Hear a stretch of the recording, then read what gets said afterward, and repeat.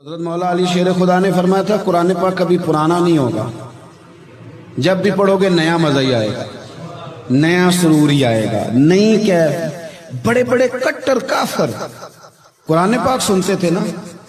ایک دن عتبہ کہنے لگا ابو جہل سے اور دیگر لوگوں سے کہ بڑی ہو گئی لڑائی، بڑی ہو گئی بحث، اس طرح کرتا ہوں میں جا کے نہ تو محمد ابن عبداللہ صلی اللہ میں جا کے بات کرتا ہوں حضور سے۔ عتبہ آ گیا، کہنے لگا میں مذاکرات کرتا ہوں۔ سب نے کہا چل تو سیانا آدمی ہے، سمجھدار ہے، چلا جا۔ جا کے نہ تو وہی باتیں جو وہ ہمیشہ کرتے تھے۔ نبی کریم علیہ السلام سے کہنے لگا ہم سارے آپس میں ہیں، برادری ہے، قبیلہ ہے، ایک شہر ہے، پھر بھی لڑائیاں شروع ہو گئی ہیں۔ جو آپ کا کلمہ پڑھتے ہیں وہ الگ ہو گئے، جو ہمارے معاذ اللہ طریقے پہ ہیں وہ الگ ہیں، تو کوئی بات چیت نہ کر لیں بیٹھ کے۔ تو حضور نے فرمایا کرو نا۔ کہنے لگا اگر آپ سرداری چاہتے ہیں تو ہم دیتے ہیں، اور اگر آپ مال و دولت چاہتے ہیں تو معاذ اللہ ہم دیتے ہیں، جو آپ کہتے ہیں ہم کرتے ہیں۔ کسی طرح کا بھی آپ کا مطالبہ ہے تو ہم پورا کرنے کو تیار ہیں، تو آپ بتا دیں ہم وہ کر دیتے ہیں۔ وہ بڑی اس نے لمبی چوڑی تقریر کی، جتنی آفریں گنا سکتا تھا گنوائیں۔ کریم خاموش رہے۔ جب اس کی بات پوری ہو گئی تو حضور فرمانے لگے میں بھی کچھ بولوں۔ کہنے لگا بولیں۔ میرے نبی پاک نے قرآن پاک پڑھنا شروع کر دیا۔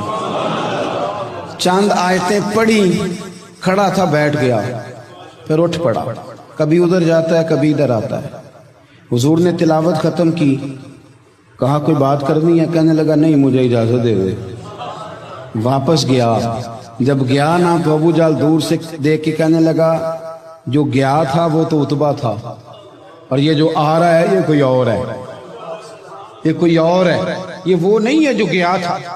واپس آیا تو کہا کیا طے ہوا؟ کہنے لگا یار طے کیا کرنا ہے، میں نے شاعر بھی دیکھے، کاہن بھی دیکھے، جادوگر بھی دیکھے، میں نے زمانہ گھوما ہے، پر جو قرآن وہ پڑھتے ہیں وہ بندے کا کلام نہیں، وہ رب کریم کا ہی کلام ہے، وہ اللہ کا کلام ہے۔ تم نہیں مقابلہ کر سکتے، تم باز آ جاؤ، وہ تمہارے بس کی بات نہیں۔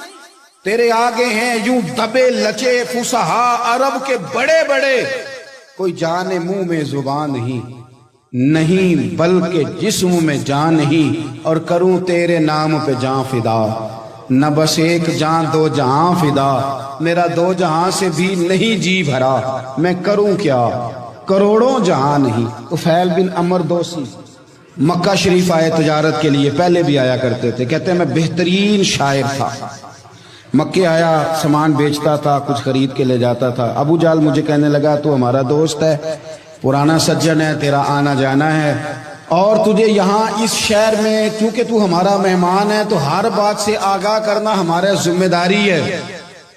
یہاں ایک شخص ہے محمد ابن عبداللہ، محمد ابن عبداللہ صلی اللہ تعالی علیہ وسلم اعلان نبوت کرتے ہیں، اور معاذ اللہ شاعر ہیں، جادوگر ہیں، ان کی تو نے بات نہیں سننی۔ کہتا میں نے کہا مجھے کیا ضرورت ہے، میں نے چند ہفتے ٹھہرنا ہے، مال بیچنا ہے، کچھ خریدنا، چلے جانا ہے، مجھے کیا ضرورت ہے؟ کہا اچھا میں نہیں سنوں گا بات۔ کہتا مجھے نظر آئے کئی دفعہ حضور، اور جہاں حضور ہوتے تھے میں قریب ہی نہیں جاتا تھا۔ کہتے ہیں ایک دن نا حرم شریف میں سادے سے کپڑے اور پاؤں میں سونے جوتے اور سر پہ یوں امامہ کے جیسے فرشتے بھی جھک جھک کے زیارت کرتے ہیں۔ کہتے ہیں کہ نور بھری کیفیات حضور تشریف لائے، اور تشریف لا کے رسول کائنات علیہ السلام حرم کعبہ کے ساتھ ٹیک لگا کے بیٹھ گئے، سر سے لے کر پاؤں تک تنویر ہی تنویر ہے۔ حضور تشریف فرما ہوئے، قرآن پاک پڑھنے لگے۔ میں جب حضور کے قریب سے گزرتا تھا تو کانوں میں روئی دے کے گزرتا تھا، پر طفیل کہتے ہیں آج نا تھوڑی سی آواز میرے کانوں میں گئی، قرآن پڑھا محبوب نے۔ اور ویسے بھی کیا کمال ہوگا جب یاسین والے نبی خود یاسین پڑھتے ہوں، جب طٰہٰ والے نبی اپنی زبان سے طٰہٰ کی تلاوت کرتے، وَالضُّحَىٰ وَاللَّيْلِ اِذَا سَجَىٰ جن کے بارے میں آیا جب وہ تلاوت کرتے ہوں، الم نشرح لک صدرک جن کے سینے کی تعریف اللہ نے کی، جب وہ ان آیتوں کی تلاوت کرتے ہوں گے تو کیا شان ہوگی۔ جن کو رب کہے وَلَسَوْفَ يُؤْتِيكَ رَبُّكَ فَتَرْضَىٰ حبیب تجھے اتنا دوں گا کہ تو راضی ہو جائے گا۔ تو جب حضور خود یہ آیتیں پڑھتے ہوں گے تو انداز کیا ہوتا ہوگا۔ کہتے ہیں وہ تھوڑی آیتیں سنی پر قربان جائیں میرا تو کوئی دل ہی بدل گیا۔ میں بڑا بہترین شاعر تھا، لفظوں کے تراشے مجھے خوب آتے تھے، الفاظ کے بام و در سے میں آگاہ تھا، اچھا ادب میں جانتا تھا، پر میں نے کہا یہ کلام، یہ انداز، لو انزلنا هذا القرآن على جبل لرأيته خاشعا متصدعا من خشیۃ اللہ، یہ انداز پتھروں پہاڑوں پہ جائے تو وہ ریزہ ریزہ ہو جائیں۔ کہتے ہیں تھوڑا سا پڑا قریب میں، اور پھر نظریں جھکائے ہوئے حضور اپنے گھر گئے، سرکار چلے تو میں پیچھے پیچھے، حضور گھر میں چلے گئے تو میں نے دروازے پہ دستک دی، باہر آئے، سلام لی، میں نے کہا محبوبہ وہ جو آپ پڑھ رہے تھے تھوڑا اور نہیں سنا دیتے، تھوڑا اور نہیں تلاوت کر دیتے؟